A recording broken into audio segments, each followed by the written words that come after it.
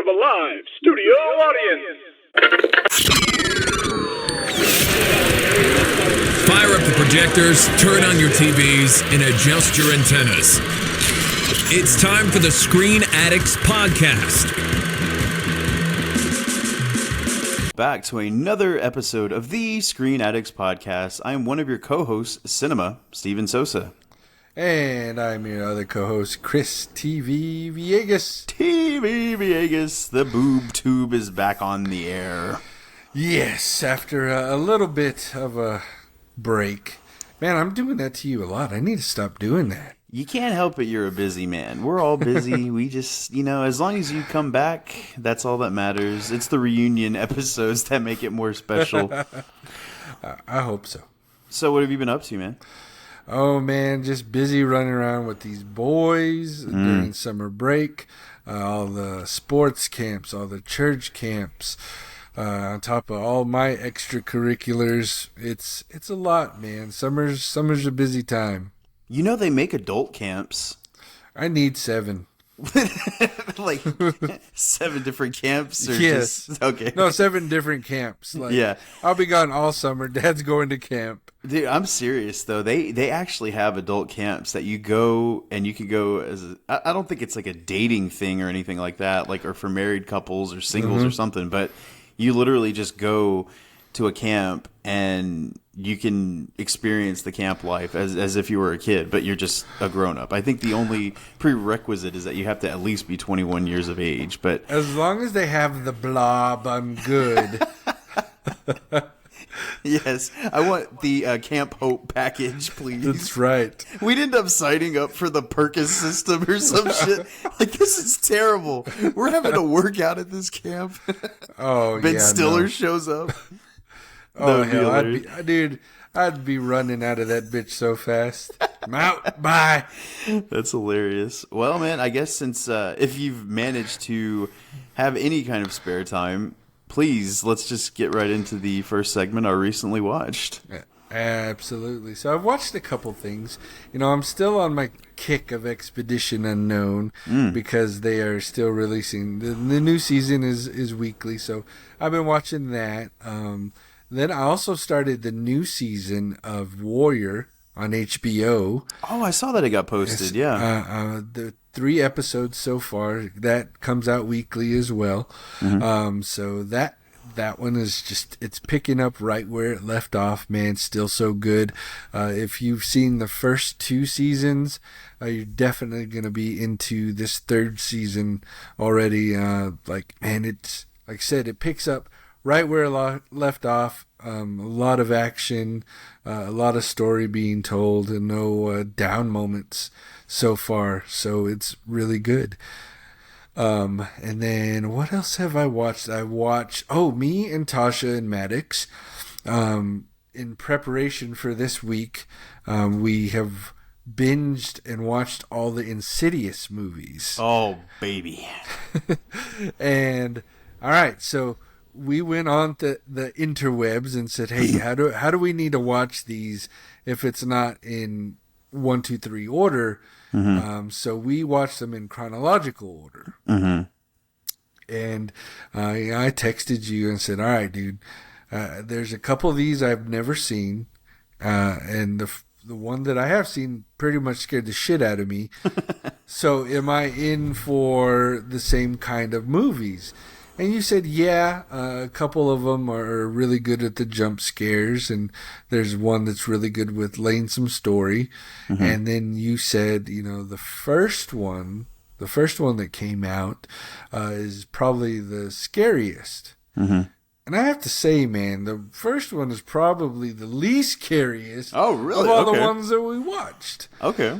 And there are definitely some jump scares in The Last Key that got me pretty damn good. And it kind of peed myself a little bit, but a little pee-pee. Yeah, a little bit. Well, for listeners, he's mentioning the chronological order of these movies because after 1 and 2, when they go to make 3 and 4, they're basically prequels of the first 2. So it shows Elise and her little ghost hunter team doing these first cases and stuff like that. What was the third one? Because the last key is the fourth one, right? And then the third one wasn't it just chapter 3? Didn't they call it Just chapter 3? Yeah. Okay, so yeah, I didn't know if it had another name, which is kind of dumb to call it chapter 3 considering it's a prequel. I would have assumed that they just changed the title from that one too. And that's the one you started with. You start with 3, then you go to the last key, then you go to number 1. Yeah. And then number 2, and then the red door, the one that's about to come out, is is it the last one? It's the last one, and it's essentially part 3 to the initial first 2. Okay, so which one did you like the best overall? Overall, I would have to say, man, part 3, the very first one in chronological order, is probably the best one to us. So it was good, though. I like them, and, I do have to say what you said about them probably being some of the best horror movies made in the last decade, for sure. Yeah. For James sure. Wan and his company, they started with Insidious, then they moved towards The Conjuring, and it's created this whole horror verse of things. You had the Annabelle franchise, the Nun franchise. The Nun just dropped its trailer for the Nun 2 today. I think you posted that on our page, and I mean, they just keep creating these characters, and they're all good. I think they're all consistently good. I mean, the worst of them is still not as bad as a random horror movie that's come out from, whatever production company. But I love Insidious. Like, that first Insidious, I saw it when it came out in theaters in 2010. And I think I mentioned it on the podcast before. And I saw it late at night at a theater in New Jersey by myself. And oh, yeah, that dumb. was stupid. Yeah, that was real dumb. Because I was like, I don't get scared about stuff like that. But it was only until I got home in my empty condo apartment, and you hear everything in a dark apartment, halfway furnished. So it's just like, what the hell was that? All the creaks and wind blowing everything. It's exactly. Like, oh shit. But that's really so. The Red Door is it's a sequel to the first 2, basically. So you have Rose Byrne coming back, you have Patrick Wilson coming back. The whole Lambert family basically is returning for this one, and Patrick Wilson's actually making his directorial debut with the Red Door. So that's kind of interesting. Yeah, I thought that was pretty cool, and him being in The Conjuring and all these movies, like, he has a pretty good eye for horror now. So and what's funny is, like, Patrick Wilson does so many different kinds of movies that he's never really been pinpointed as this horror actor, this iconic horror actor, even and he's been doing them for the last 10 years. So it's kind of interesting that he's never really had that label, but it is cool that he's directing this new one. So was part 3 the one with Dermot Mulroney? Yes. Wasn't he the dad, right? Okay. Yep. And they're in the apartment, and then they like jump off, or the legs break or something like that. So yeah, that's the messed up thing about that movie is, like, she's getting tormented by this demon with broken legs. Like, she can't even run away. Yeah. Like, she had the broken legs. That's she right. had the broken legs. Yeah, yeah. And it's like, move, girl. Like, army crawl. Do something. You're about to get taken, and you can't do shit. Man, that's good stuff. Okay, so you know what? I think when we're done here, because I'm going to go see Insidious tomorrow when it comes out. And they didn't have any Thursday night showings, which was kind of surprising. I'm like, wow, there's no respect for the Insidious franchise.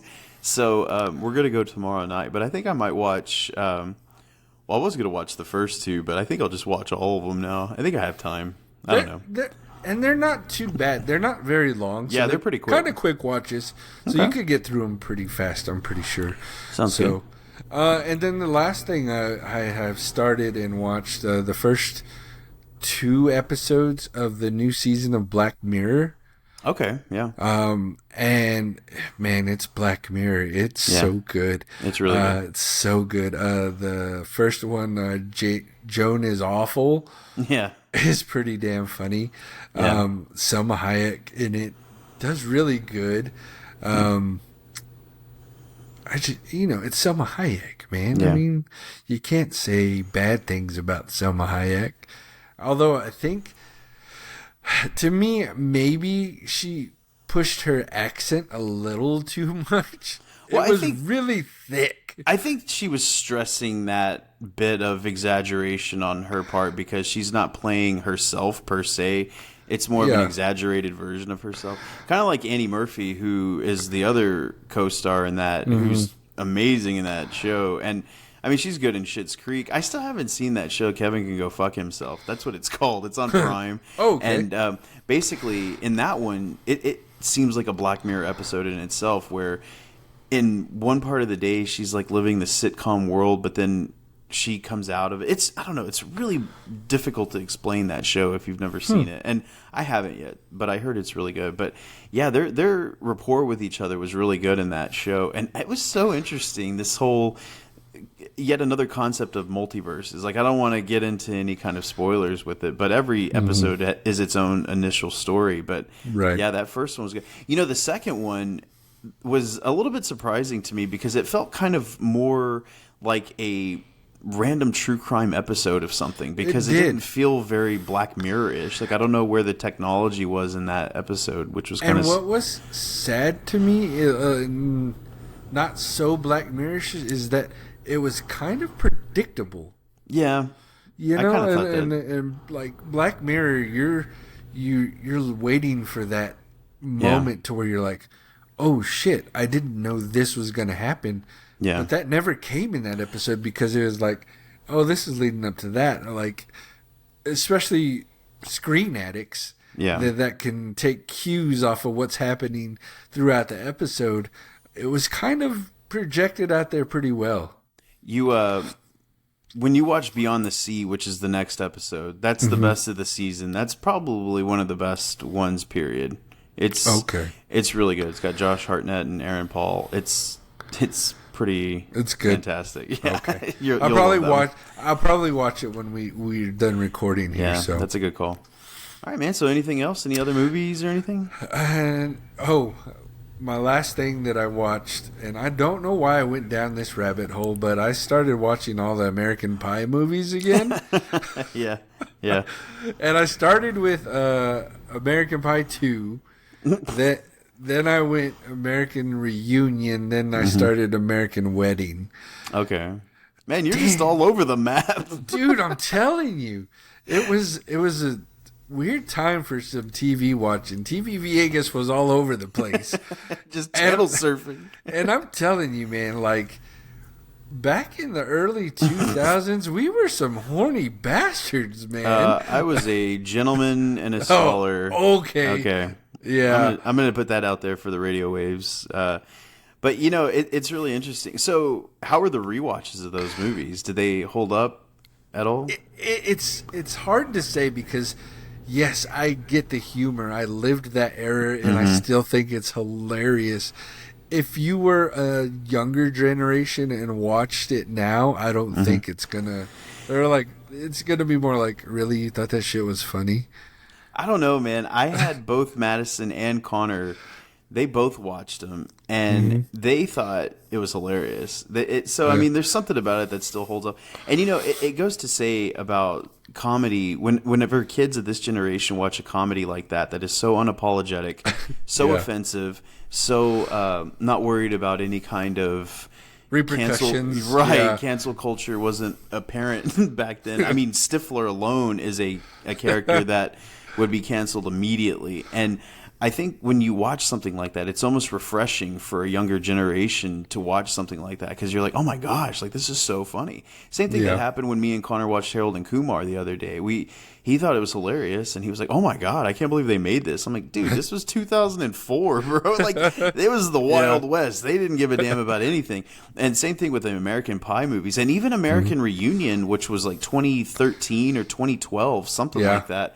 Like, even that, it's crazy to think that movie's already 10 years old because I feel like they just made that movie. But, yeah, it's about to be 10 years old. And did you say you didn't care for that one, right? Like, American Union? It was okay. I mean, it kind of put a cap on it, of course. Yeah. And the guys, the main actors in there, Jason Biggs and all them, like...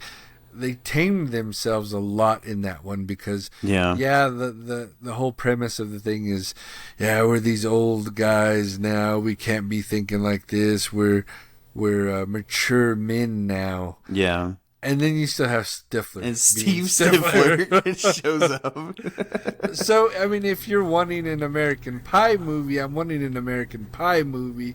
Don't say I'm mature. No. Right. But you don't watch it from a perspective of a parent now, like from Jim's dad's perspective, where you're just like, oh. I think also because that movie came out when we were that age, so it's like difficult for us to watch something and look at it from a parental standpoint. Even though, like, when we were watching Dawson's Creek or The OC with Madison, it's just like, damn, now I can kind of see it from the parents' perspective. You know, it's just really weird. Or watching One Tree Hill, and I'm like, damn, Deb and Karen they're kind of bad, you know? Like, it's funny because, you know, you're the parents' age now. Yeah. But something like that, it's almost timeless in that regard. It kind of more or less shifts you back mentally rather than having you take that perspective of it now. But, okay, so, I mean, the best American Pie is still part 2, right? I mean, it's still 2, isn't it? 100%. Like, okay, I mean, number 1's a close second, but 2 sure. is by far the best one. Okay, I was like hoping, and because again, I saw it with Connor like almost 2 years ago. I guess. Maybe it was longer than that. It's been a while, but I was like, no, yeah, 2 still holds up as the best. 2's still the funniest. There are some funny moments in Wedding, but Wedding is probably the worst one. I didn't really care for that one as much. And the whole cast isn't even there. So it's just kind of weird. And even when they came back in American Reunion, it just didn't feel, I don't know. It was like they were just forcing something for everybody just to have them come back. But I don't know. Yeah, but 2's definitely the best one. Cool. Yeah, but that's all I have, man. What do you got? Okay. I have watched a couple of things. The Witcher started back up again. And season 3 is on. And we're about halfway through it. There's only 5 episodes because Netflix is doing that thing where they show half of it now and then half of it next month, like they did with Stranger Things and some of their more prominent shows. But The Witcher so far is good. This is indeed Henry Cavill's last season as Geralt of Rivia before being replaced by Liam Hemsworth, which is a very odd choice, but so far, it's okay. Like, the season itself is fine. It's very complex, man. It's like it wants to be Game of Thrones as far as story building and world building, basically. Because there's so many different worlds in this, so many different characters, and so many different plot lines that they're trying to weave through. And I'm just wanting to see Geralt ripping some monsters up, man. That's all it kind of comes down to. But some story is obviously good. There was one Netflix docuseries that I could not wait to talk to you about, and this is the Muscles and Mayhem, the unauthorized biography of American gladiators. Ooh, dude, I don't even know what I was doing. I just decided. I saw that it came on. It premiered last week, and I just turned it on. I was like, oh, there's only 5 episodes. That's not that bad. But I'm like, I'll pick at it, here and there. But then I played the first episode. Before I knew it, dude, I cleaned them out. Like, almost in one sit. I got so into it, and it was so good. And, of course, our, memory of American Gladiators is this competition show. All these super popular gladiators, Gemini, Nacho, that would be me now. Nacho Libre! Nitro, and just all these characters. Ice, Lace, like Zap, like all these women and men. And it was funny because then it goes into a deep dive of all the stuff that they did behind the scenes. And man, for one, they got royally screwed over with their contracts on stuff, and they were getting paid like bare minimum. And when the show first started, it wasn't doing very well, but then around season 2, it had this explosion of ratings and became so popular, became part of the pop culture. They were merchandising, making toys, action figures, video games, like all this stuff. And not a single one of those gladiators got any kind of compensation for their likenesses for that. Oh, and that's bullshit. Yeah, I was like, that's messed up. And it showed how a lot of them got addicted to painkillers and booze. Because, I mean, when you think about it, I'm like, okay, yeah, they're filming 2 or 3 episodes in a week, and they're basically putting their bodies to the utmost physical exertion. And it was really interesting how, like, the first episode they talk about how, they had big athletes that they were competing against. They're like, well, what makes us gladiators if you're putting us against basically other gladiators? So it did help them when they kind of minimized the scale and of the size of the contestants that they were going against, kind of make them more average Joe type of people. And that helped them from a physical standpoint. They didn't have to exert so much. But man, just talking about some of the things that they did, getting hurt, and I mean, the injuries that they sustained was crazy. And then I forgot that they went on a tour. Like, they went on a national tour with the show and competing again. That summer tour was insane, like what they had to go through. And dude, I highly recommend you watch it. It was really interesting. It's only 5 episodes. They average like 30 to 45 minutes a piece. And easy. It's an easy watch. I think that's kind of another reason why I went through it so fast. Yeah, because I just got so glued into it, and that's part of our childhood. So to see the background of something that was so prominent in our youth was just so interesting. I would be devastated to find out what happened with the guts contestants, because my God, the aggro crag, that shit didn't mess around. But sure, there's a cemetery somewhere. Yeah, for all the. Okay, so this is the big one, man. I have been waiting to talk about this one, and I didn't post a review because I wanted to save it for the podcast. Okay. Indiana Jones and the Dial of Destiny. I am not going to go too long about this. I say that and I'll go for an hour, but I will restrain. But man, I have got to say, Indiana Jones and the Dial of Destiny came out last week. We saw it all as a family, and I couldn't have been more disappointed in a movie. And that's sad to hear. Really is sad to say. And I was really going to bat for James Mangold for months leading up to the release of this movie. I have been praising the good man's name. I'm like, no, James Mangold's a great director. He's a great director. He's made great movies, which he has. But this Indiana Jones it just wasn't one of them. Basically, if you look at all of the, I mean, it has to be said, it's missing Steven Spielberg. It's missing the Spielberg magic, because everything that Spielberg brought to the Indiana Jones series was almost completely missing from this one. And I know that you're trying to make your own version, and you're trying to differentiate from the rest of the pack, but I'm sorry, this isn't a franchise that you need to differentiate. We just want another adventure, and we want it with an Indiana Jones that has charisma, adventurer type. But it seems like in this one, he was really forced into this adventure, into this journey, and he just was a crabby old man. And it just seemed weird because, hell, in Crystal Skull, he was old, but he still felt like Indiana Jones. And with all the faults that the Crystal Skull had, he was still Indiana Jones. He was quipping, he was physically aggressive. In this one, he just was getting beat up a lot. And I know he's an old man, but come on, if you're going to make a movie about Indiana Jones, it's a movie. Have him kicking some ass every once in a while, which he kind of did. And another body doubles for a reason. Right, which he's used from the beginning of his career. Yeah. Dude, I'm going to tell you this one spoiler. In the opening scene that you see Indiana Jones, Harrison Ford is walking around in his apartment with his shirt off.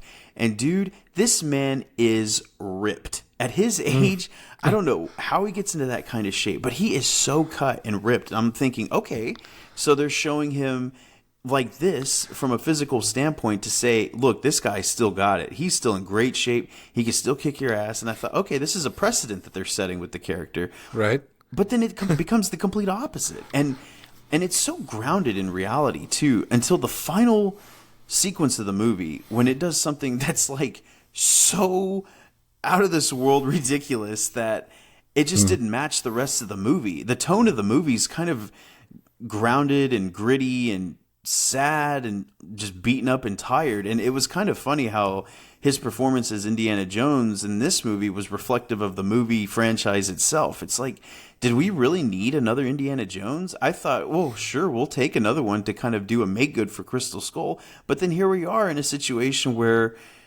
was it better than Crystal Skull? Because, I mean, I guess I could say that it was, but okay, the movie's almost 3 hours long. Oh, you could have trimmed off about half an hour of that stuff. Phoebe Waller-Bridge is in this one, plays his goddaughter. I think she's a great actress. I think she's great, but her in this movie just wasn't really captivating, to say the least. And the whole thing surrounding Archimedes' dial, the Dial of Destiny, where you're dealing with time travel and stuff like that. So the whole movie's grounded until the very last 10 minutes of the movie. Then it is, like I said, something so crazy and out of this world. You're like, okay, well, this really doesn't fit the tone of the rest of the movie. If there was some kind of like fantasy element sprinkled throughout the rest of it, I kind of would have been on board with this. But just no life, no heart, no emotion. Just, it was really sad. There are a couple scenes here and there that were like really emotional, but overall, man, it just, again, it missed the Spielberg magic dust. Yeah. And it just did not have that. So, in your opinion, 100% worse or better than Crystal Skull? I would say it's about even. Because at least with Crystal Skull's over-the-top ridiculous action sequences, it still maintained the heart of who Indiana Jones was as a character. And it still maintained this level of humor that is prominent in all of the other films. And this one wasn't funny at all either. Like, I guess the scenes that were supposed to be funny weren't funny.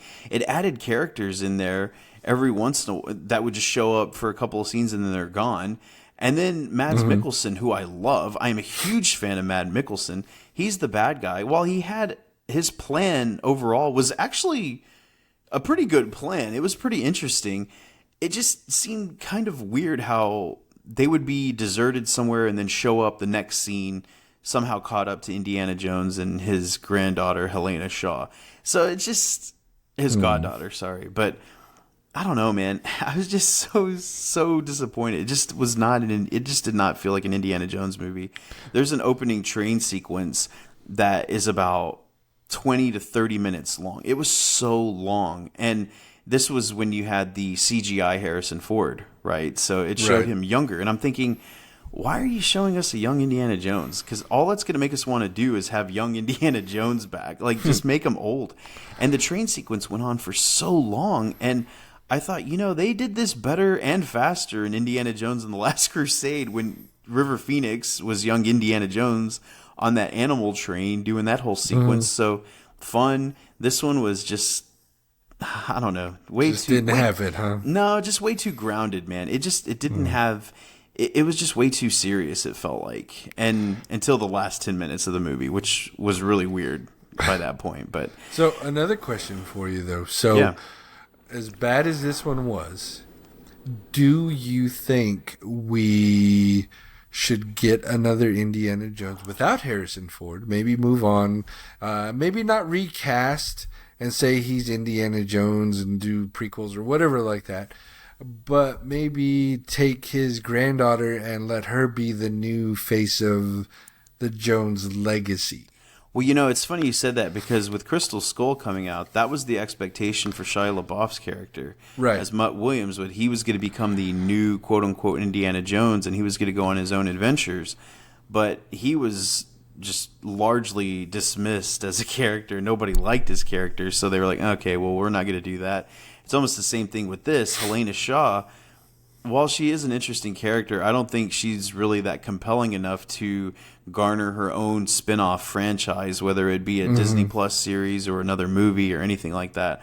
I think that it's just going to fold in itself, and I think that they're not going to touch Indiana Jones, especially after the debacle that was the Dial of Destiny. And it's sad because Lucasfilm, which is head up by Kathleen Kennedy, is just going so bad on these movies. Yeah. Like, he basically, Harrison Ford's Han Solo in The Force Awakens was almost the same character as his Indiana Jones. Like, there's almost no differentiation rather than their names and their costumes, because they're playing the same broken down old man. And we're like, what the hell? Like, we don't want to see that. It's same thing with Luke Skywalker. And same thing with Willow, man. Like, Willow in the Willow TV series, like, all these Lucasfilm properties are just not doing what they're supposed to be doing. And it's crazy because they're all the same type of thing. This older, broken down person who doesn't want to admit or take on the risk of who he was before, which is ridiculous because that's who we want to see. We want to see these old classic characters being these old classic characters. Doesn't matter how old they are. They could still be the same way. But yeah, it's just, I don't know, really disappointing. So we definitely, you think we've definitely seen Indiana Jones's Last Crusade. Indeed. And, Harrison Ford actually said that this was his last one. Like, prior to the release of this movie, he did say that this is his last one. And I think he did that as a point to get people into the audience, to come see the movie because, it just, I don't know. Just really sad, man. It's a sad affair. And, but it is what it is, Yeah. Can't win them all. Poor Indy. Which actually leads me to my first headline. Let's see. Yeah, I'm going to go ahead and talk about my first headline here. It was the box office report, as usual. And the box office states that Indiana Jones made a whopping $60 million opening. So there you go. I apparently wasn't the only one who felt salty about the movie. And it just, like I said, people didn't go see it, man. I don't know if the nostalgia factor of having Indiana Jones having his own movie was enough to bring people back to the theaters. I think that nostalgia factor is kind of wearing off on a lot of these franchises, but kind of makes me worried about Top Gun. I don't know, and I was about to say, like, kind of makes me worried about Mission Impossible because look at some of these big budget movies that are just tanking. And The Flash, like, is another example. Like, while The Flash is a good movie, it's an enjoyable film, it tanked bad, man. I was like, and I've seen worse movies this year that made a lot of money that, Yeah. I think Megan made more money than The Flash did, dude. But that's sad. Yeah, it's pretty crazy. That's but sad. Yeah, so Indiana Jones, and that's another reason why I think that they're just going to kind of move on from Indiana Jones because the box office receipts are what drives producers to move forward with new projects pertaining to the same character. Right. And if they're not generating income, then forget it. To them, it's just a dead character. Property, yeah. Yeah, and so that's why, it's another reason why I don't think that's going to happen. So another one that I had was veteran actor Alan Arkin passed away at the age of 81 this last week. And there was a pretty good outpouring for this guy. Like, I kind of wondered, I'm like, how many people actually know Alan Arkin? And then I made our posts about it, and responses were pretty good. And I thought, I guess he has been in a lot of stuff, and for the last 40 years of entertainment, this guy's been doing stuff. And so that was kind of sad to see him go. But, at 81, he had a nice full life. He had a good ride. Good ride. And another headline that I had here was speaking of The Witcher, Netflix has been doing some marketing for The Witcher Season 3. And basically what they were doing is like posting these giant projections that said, Henry Cavill is still The Witcher in Season 3. And it's just like, for one, poor Liam Hemsworth, like, damn. And that tells me that the numbers for Season 3 of The Witcher are not good if they're trying to promote the fact that people may not be watching it because they think Henry Cavill's already gone, which is why it's always dumb to make announcements of characters being recasted, because even Sonia asked me, she's like, is this the one with Liam Hemsworth? I'm like, no, that isn't until Season 4. Like, they've already filmed the last season with Henry Cavill, but when you make an announcement like that, you're under the assumption that, yes, that Henry Cavill's gone and Liam Hemsworth is there. So if I'm Liam Hemsworth, I'm thinking, well, this sucks because all people want is Henry Cavill, and this is kind of a testing run to see what it would be like if they assume that I'm on the show. And if they assume that I'm on the show, they're not even watching it. But my thought was like, why Liam Hemsworth? Like, I don't know what it is about Liam Hemsworth that makes him a gruff, brooding. It's because he's a Hemsworth. It doesn't matter what he actually is. If he has that Hemsworth name, they automatically think, oh, he's like his brother. I guess so, but man, there's just nothing about it. Like, can we get his brother? Like, I think they got the wrong Hemsworth, but I mean, it's just kind of crazy how that happened. But so yeah, man, do you have any other news that you read or heard? The only other news that I read that I've seen kind of interesting, and it's just a rumor mill as of right now, but I've read that old Tommy boy, old Tom Cruise, is looking to do a Days of Thunder 2. Are you serious? I didn't read that. Yes. I've been reading a lot of reports on this. Cole Trickle's back on the lanes. And, I mean, maybe he's just grasping and, Maverick did it so good. He was like, oh, what else can I do? That's exactly what I was thinking about. Yeah. But, man, I tell you what, Days of Thunder really is one of my favorite movies of his. I freaking love Days of Thunder. So, should you touch it again? I don't know, but I could give a damn about NASCAR, but I love Days of Thunder. Like that movie, right? That movie's amazing. And it could be one of those scenarios. I mean, kind of like Top Gun, where he's training. Like Robert. This is kind of crazy to think, but I think Tom Cruise is about the same age. Maybe older than Robert Duvall was in Days of Thunder. When he filmed that? Oh, so maybe. it's just that, he's got Scientology blood or whatever the hell it is that's making him look young. He is Lestat from Interview with the Vampire. That's the only explanation. But yeah. He is that age. So, I mean, it could be in a situation where he's training the next person. But I don't know, man. That's too reminiscent of Maverick, because that's essentially what Maverick is until he decides to just go up and do it himself. But, I mean, yeah, that is kind of funny how he was really never into sequels unless it was a Mission Impossible movie. It's almost like the only sequels he ever wanted to make were just the Mission Impossible movies. And now it's probably like he's going deep into his filmography to see what he wants to make next. But, yeah, I don't know.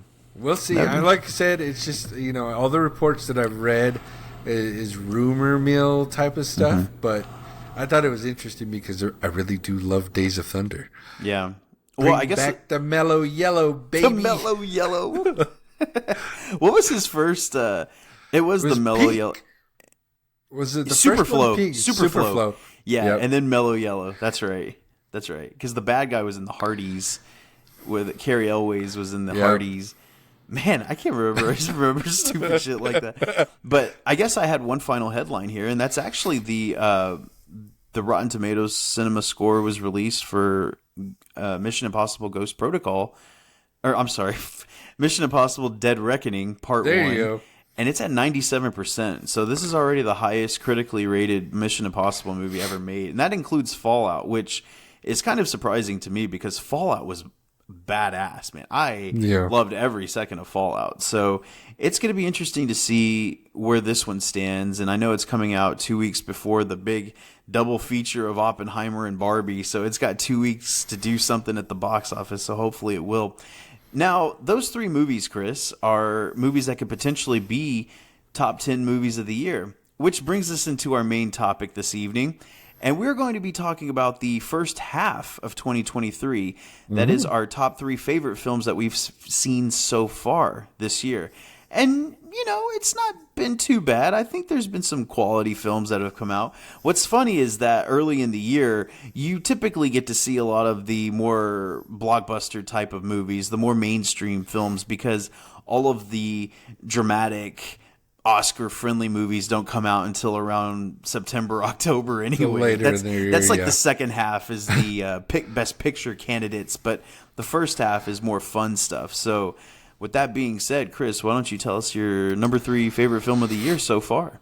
And my number 3, man, is actually one that I've recently watched. I think about a week or so ago. And it's so good. And my number 3 is Creed 3. Oh, yeah. Man, Michael B. Jordan's directorial debut. The story flowed right along with the Creed movies. It was an interesting storyline, one that has been told before, but I liked his spin on it, his version of it. And the one gripe I have about this movie, and it's something that we, as screen addicts, me and you, both have kind of seen recently, and we're kind of annoyed with movies lately, is how by the end of the movie they always now is de-villainify the villain. De-vilify. Yeah. If you get what I'm saying, they make us feel sorry for him. And through this whole movie, Majors was an asshole. Like there was a vendetta. There was he played him. He was running through these other folks like nothing and knocking them out and hurting them and this and that. And then by the end of this one, it's like, okay, you got me. We still boys. Yeah. What the hell? Are you talking about his character in the movie or in real life? I'm confused. Oh yeah. Allegedly. Allegedly, yeah. No, but I know what you mean. It's like and the reasons for his actions, I guess, were semi-justified. But when you watch what happens and how he ends up in jail and serving time basically for Adonis instead of himself, I mean, it's kind of self-inflicted. You know, there were situations that he didn't have to escalate the way that he did. So it's kind of like, well, man, you kind of brought that on yourself.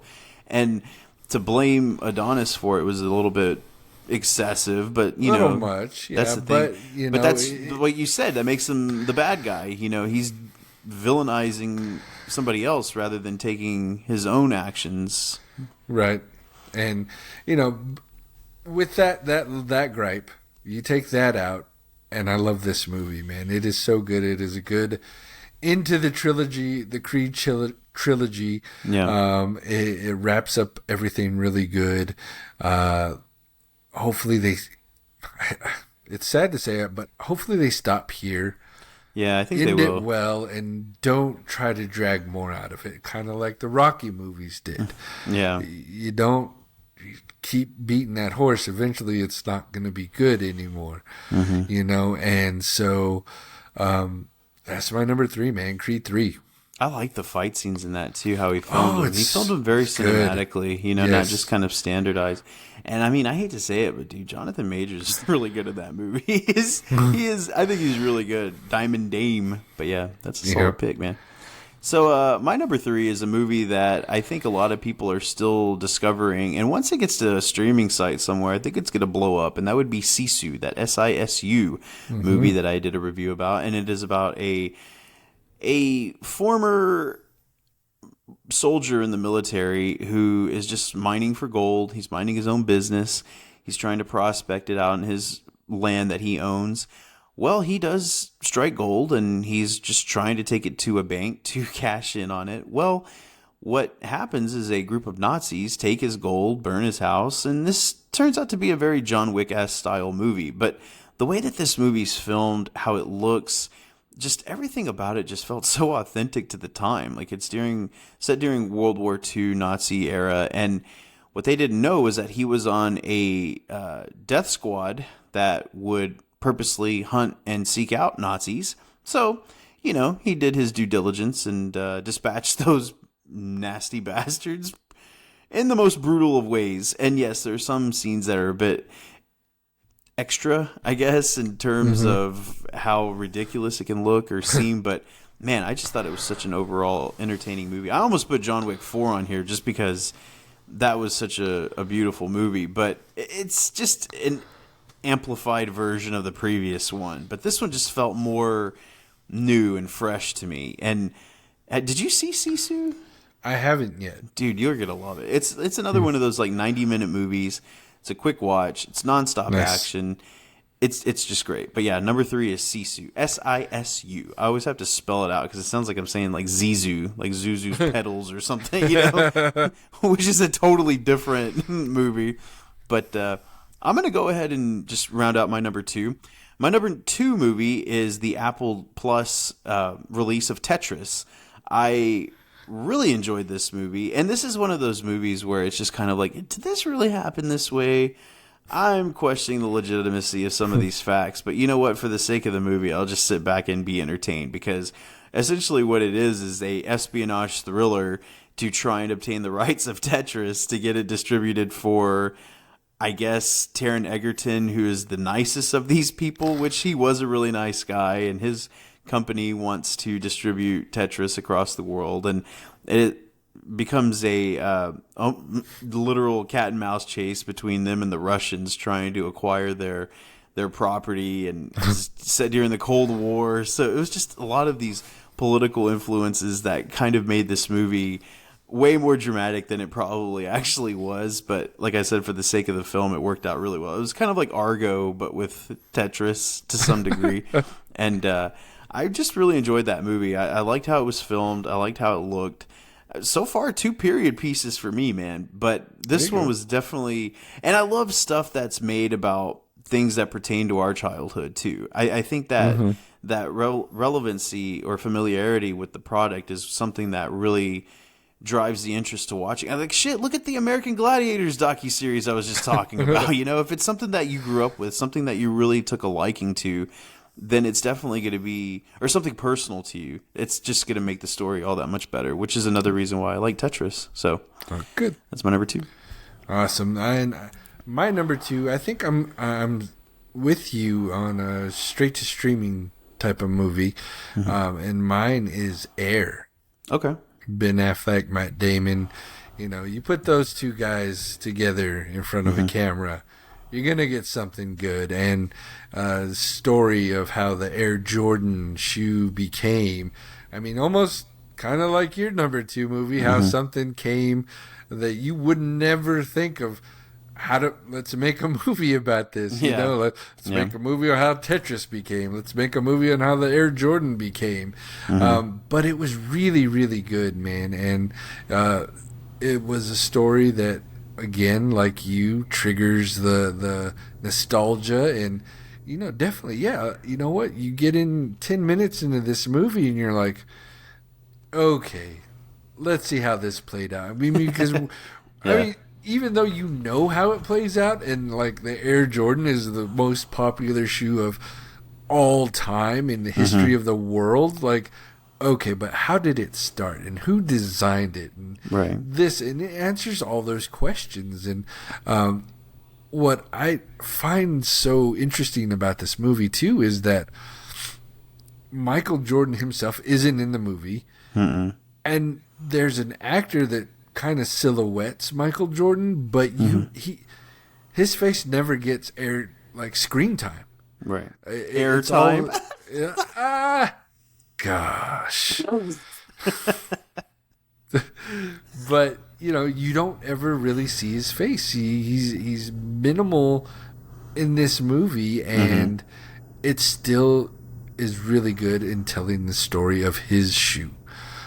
So for that reasons, you know, you're invested, and after that, like I said, the first 10 minutes of this movie, you're full go, you're full send, and let's watch it. Let's watch all of it, because I have to see how this ends now. So I want to just go ahead and say that Air would have been my number 2 had you not picked it, because I absolutely love that movie. I thought it was so good, and the cast in this movie is quite incredible. It has Matt Damon and Ben Affleck, which I'm always a fond proponent of those 2 working together in anything. Then you had people that you haven't really seen in a while. And I mean, I know Jason Bateman's been around and stuff, but like Marlon Wayans, Chris Tucker, these 2 guys I haven't seen in anything in a long time. I know Marlon Wayans had done something on Netflix, some like horror ghost comedy or something recently, but Chris Tucker, I can't remember the last time I saw Chris Tucker in anything. And I love Chris Tucker. And I really love Chris Tucker when he does serious stuff like this. Like, it's so odd. You know, the character that he was playing is just so unlike Chris Tucker from a comedy perspective, that I thought that was really refreshing to see that. And it was exciting to see that. And there's a really good YouTube video where Matt Damon, Ben Affleck, and Chris Tucker go to this famous shoe store in Austin. It's a basketball shoe store, and they get to go and pick out their favorite pairs and talk about it and stuff. And it was a really good video, and that was more Chris Tucker. You know, his personality was there. I was like, okay, that's the Smokey I love, you know? And so, but yeah, this movie is so interesting. And again, there's a trend going on with movies lately, and I guess I can give an honorable mention for it right now, but Flaming Hot on Hulu. The Hot Cheetos, The Hot Cheetos, how that was done. And I don't know the legitimacy of any of these, of course, but I thought Flaming Hot was really good. I was kind of teetering whether or not I should put that over Tetris. I just think that the production value of Tetris is so much better that it elevated it one step above. But Flaming Hot, man, I really enjoyed that movie. And same thing with BlackBerry, like that movie that just came out about the BlackBerry phones. It's just like, Okay, you know what? This could be a whole episode, Chris, of like It could. products we would like to. I'm going to jot that down. Stop talking. Then. Yeah, we're done. But for an upcoming episode, we're going to talk about products that we love that we would like to be seen into movies. So yeah, but as for Air, I absolutely enjoyed it, and Viola Davis, of course, is always good. I don't think she can be bad in anything, man. She is good not at in all. literally everything she does, and Even in a crappy movie, she elevates the movie just for her being in it. Well, you know, all the flack that Suicide Squad got, especially the first one, the one positive refrain from it was Viola Davis as Amanda Waller. Like, oh, well, we really liked her as the Wall. You know, I'm like, yeah, no shit, you do. Yeah. She's a great actress. But yeah, that's pretty good. So, do you have any other honorable mentions you'd like to mention? You know, I refrained to say any honorable mentions because I'm 0 for 2 right now in my picks, my top 5 picks for most anticipated for the movies. summer. Yeah. And I have to watch stuff now before an honorable mention because I heard Past Lives is really good though. I have heard heard it's really that. good. And I wanted to go see it this weekend, but our damn theater, they only showed it today at 9 a.m. Oh, that's stupid. And then it's gone. And I'm like, Yeah. But yeah, maybe I'll probably go see Oppenheimer this weekend. Well, that doesn't come out till Next- the 21st. 21st. Oh, 2 weeks. 2 weeks. Yeah. Okay. But man, Insidious comes out this weekend. So. Insidious. Well. Oh well, I see Maybe. what you mean though. Oppenheimer was on your list. Yeah. I got what you mean. I can tell you right now, Chris. You can sit confidently knowing that Oppenheimer is going to be a quality pick. Because what else? See, I saw Hypnotic. That was a dud. I saw White Man Can't Jump. That was okay. What was the I other think those one? are the only two So far. And I haven't seen Past Lives, but I know and that Flash. that one. Oh yeah, The Flash. That wasn't a dud. It was good, but it wasn't like a box office blockbuster or anything. Let's stop talking about my shitty picks. What honorable mentions do you have? I mean, just the ones that I mentioned: Flaming Hot, Blackberry. I started Beau is Afraid with Joaquin Phoenix. That is a weird ass movie, dude. It is so bizarre. It's 3 hours long. Like, no wonder I can't finish it. It's so long. I think that's really it, other than my number one. But I do have one. Dungeons and Dragons. oh, that was a good one. I really enjoyed that. Wasn't bad. No, it was good. I didn't expect a lot from it, but after watching it, I was like, I had a really good time. I think that our expectations being so low for that film kind of helped because, man, it was a lot better than I thought it was going to be. I was fully on entertained. I guess I could also say Guardians of the Galaxy Volume 3 was really well done overall. Plus, that movie was a bit manipulative emotionally for me because it was the last movie all four of us saw together as a family. And there's some moments in that are just like way too sad. If you love animals, forget it. That movie's going to cripple you, man. It's so dark. And I'm like, damn. And PETA even came out and said, this is one of the best movies I have ever seen about animal abuse and recovery. And I'm like, yeah, because, man, Rocket went through some shit in that movie. But did you see Volume 3 yet? Nope, I'm waiting till it's Disney Plus. No, that's okay. Yeah. I mean, it made money, so... But you'll definitely enjoy it. I thought it was really well done, and I could tell you that Quantumania isn't going to be on this list because that movie was a bust. Okay, brutal. So Quantumania or The Flash, which one's better? Oh, The Flash, 1,000%. The Flash is a good movie. I thought The Flash is a good, entertaining movie. It's not a bad movie. I think people are equating its box office failure with the quality of the picture, which are two different things. And, you know, people just need to understand that The Flash is still a good, entertaining movie. It's just not a financial success. Yeah. I thought, man, this is going to be $100 million opening movie. This is going to be DC's highest grossing movie since The Dark Knight. Oh, boy. Yeah, that was not a even close. Wild overthrow. But, so, yeah, man, go. Cool. I'll go ahead and go so you can close us out after you're done with yours. So my number one so far this year is actually a superhero movie. I was kind of surprised, and that would be Spider-Man Across the Spider-Verse. And from all the talk that I've given it, all the praise that I've given it, it still holds up. It's a still feel 100% certain in my critique of this masterclass of animation. Like, what, I don't know what could be said that I've already haven't said about it, but I guess I could say it again. The animation's gorgeous to look at. It's a sweeping canvas of beautiful colors and animated style. The story is great. The voice acting is great. The twist at the end was, I didn't know it was coming, and it was so good. And the way that it sets up the next film, which I'm happy to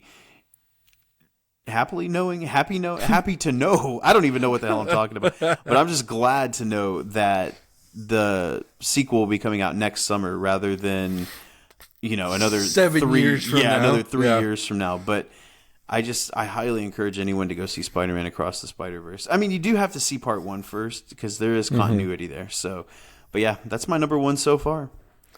Man, and I like the fact that, in animation is highest standard isn't Pixar or Disney. They're wonderful. Don't get me wrong. Disney and Pixar have set high bars, but these new ones coming out are just amazing, and I'm glad to see there's competition in this field for sure. Absolutely, and it like you said, it's nice to know that Pixar just won't sweep up the best animation Oscar every year. And I mean, not only is Spider-Man a lock for that, I would push for Across the Spider-Verse to be a Best Picture nominee. It's that good. Wow. The story alone is just incredible. And the way that it makes you think about certain things and perception and alternate realities and just stuff like that. It's so deep in stuff like that, but animated movie, right? And that's why it appeals to both. Because I think that at Pixar at its peak used to do that as well. It used to appeal to children from a visual standpoint, but a storytelling standpoint for adults. That's why most people responded to a lot of those early Pixar flicks, because it was able to do both. And I mean, you could be like DreamWorks with Shrek and have all these double entendres with sexual jokes and stuff like that kids won't catch on to, but Pixar did it a little bit more of a sophisticated manner, I guess. But yeah, and Elemental, that was another movie that flopped. It flopped bad. And I thought that came out with The Flash, right? Didn't that come out with The Flash? Yeah, so I thought, oh man, The Flash is going to have a hard time competing against Pixar. Well, it still won because that one tanked. Was that bad, yeah. And you know what's funny about, when I saw the first trailer for Elemental, it didn't feel like, ooh, that's a beautiful looking Pixar movie that I've got to go see. And I don't know, I haven't really felt like that about a Pixar movie in a while, to be honest with you. And the sequels really don't count, because I'm going to go see an Incredibles 2. I'm going to go see another Toy Story. But like their originals, I remembered seeing trailers for something like WALL-E or Ratatouille or the first Incredibles. And they've kind of leveled out, Yeah, I think so. It's almost like they're peaking creatively, which is scary, but yeah.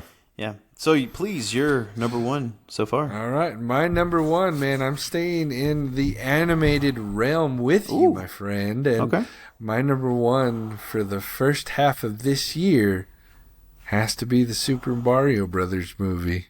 It's Mario! And for one reason and one reason only. Peaches by Jack Black. Peaches. Man, it's funny because the story for Super Mario is like the complete opposite of Spider-Man. Like, it's pretty one note, but damn, it was beautiful to look at. It was great. Such a fun movie. And I haven't had just a nice, fun time at the movie theater in a while. And I saw it with both of my kids. So seeing the joy in their faces, which I'm sure you saw in your kids, is just... I mean, that's what it's all about, man.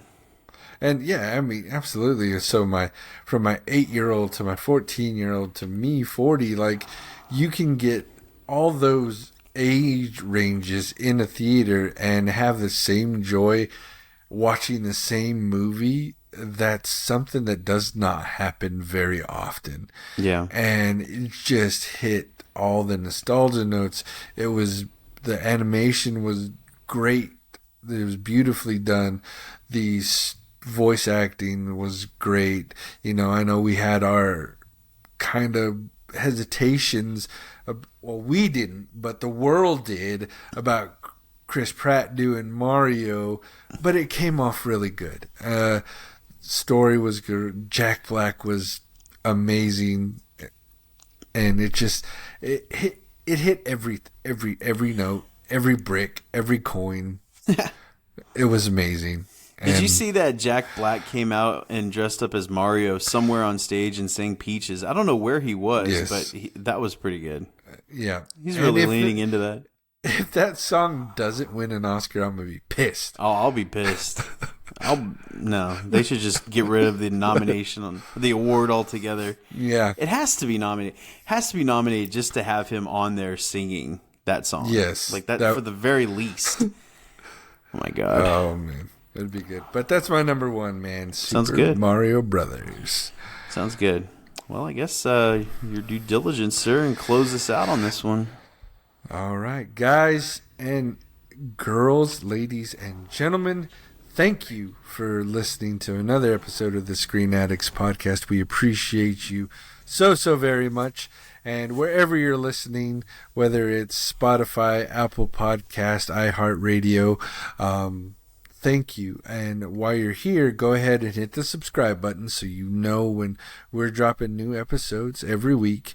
And then while you're still here, go ahead and leave us a review. 5 stars would be amazing. That just helps us get found a little bit more. And a little bit of news, too. If you are one of our many listeners on Stitcher, sad to say, Stitcher is going away. Yeah. So make sure you head on over to any of the other podcast platforms and subscribe to us on there so you can keep up with the show.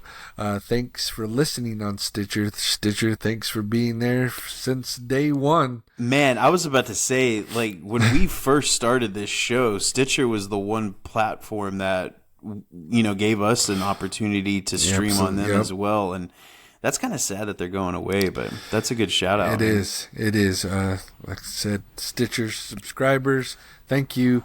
But go subscribe on another platform wherever you're going to be listening to them podcast that. And then on the social media world, guys, follow us on all of them. All you have to do is look up the Screen Addicts podcast, whether it's Facebook, Instagram, TikTok, Twitter, make sure you spell it right. It's screen_addicts, and addicts is spelled ADDICS. And now, Steven, there is yet another social media platform that we may have to be a part of soon, and it is Threads. Thread. I was going to ask you about that. What is that? Not to sound like an old man or anything. What is this new place you're Tell me the calling? new Thread, Chris. So Threads is the new social media platform made by Instagram to compete with Twitter. It is a text. They want to be a text-heavy platform, so just pretty much status updates. You can add pictures, you could do little videos in this, but they're really wanting just text. So we'll see how it goes. It launched 2 days ago.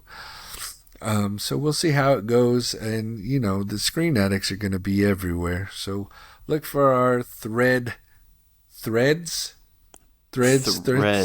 Yeah, we'll be there. Don't worry, just look for us.